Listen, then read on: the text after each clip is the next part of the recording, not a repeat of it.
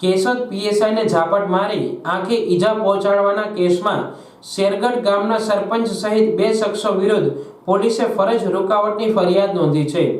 Keshod police station હેઠળ શેરગઢ ગામની મહિલા સાથે છેડતી અને મારામારીની ઘટનાના શેરગઢ ગામના આરોપી અને તેની સાથે રહેલ એક શખ્સ પીએસઆઈની ઓફિસે હાજર થવા આવી પહોંચ્યા હતા અને પોતે હાજર થયા છે।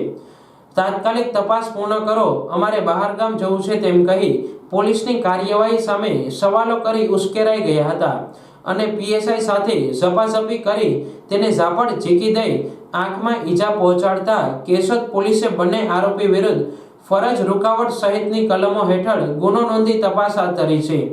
આ અંગે કેશોદ પોલીસ સ્ટેશનમાં Keshod police sub inspector Zakir Hussain Abdulla Kadar Kachhote ફરિયાદ નોંધાવતા જણાવ્યું છે કે એક શેરગઢ ગામની મહિલા સાથે થયેલી છેડતી અને મારામારીની ઘટનાની તપાસ ચલાવી રહ્યા હતા। આ તપાસ માટે પોલીસે આરોપી શોધવા અવારનવાર શેરગઢ ગામ તેમના ઘરે ગઈ હતી।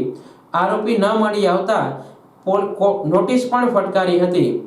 અંતે આરોપીઓ પોલીસ સ્ટેશનમાં સામેથી હાજર થઈ તપાસની કાર્યવાહી તાત્કાલિક પૂર્ણ કરવામાં આવે, અમારે બહારગામ જવું છે તેમ કહી પોલીસની કાર્યવાહી સામે સવાલો ઉઠાવ્યા હતા, જેના જવાબમાં પોલીસે આરોપીને ઝડપી પાડવા તેમના ઘરે અવારનવાર આવ્યા હોય, નોટિસ મોકલાવી હોય તેમ છતાં સહકાર ન મળતો હોય તે યાદ અપાવતા આરોપીઓએ ઉશ્કેરાઈ જઈ પીએસઆઈ સાથે ઝપાઝપી કરી હતી અને કાયદેસર ફરજમાં રૂકાવટ કરી એક આરોપીએ પીએસઆઈને કોલર પકડી રાખી બીજા આરોપીએ ઝાપટ ઝીકી દઈ આંખમાં ઈજા પહોંચાડી હતી।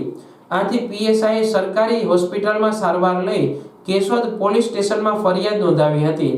આથી કેશોદ પોલીસે શેરગઢ ગામના સરપંચ મોહન ઉર્ફે મોહિત દયાતર અને કનકસિંહ ઉર્ફે ટકો વિરુદ્ધ ફરજ રૂકાવટ સહિત કલમો હેઠળ ગુનો નોંધ્યો હતો અને તપાસ વંથલી પીએસઆઈ વાયબી રાણાને સોંપવામાં આવી હતી।